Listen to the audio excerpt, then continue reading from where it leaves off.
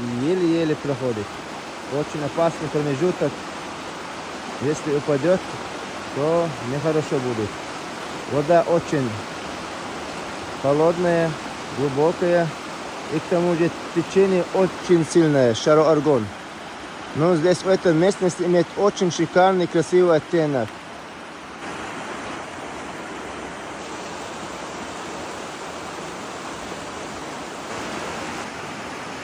Вот сейчас переходит Саид.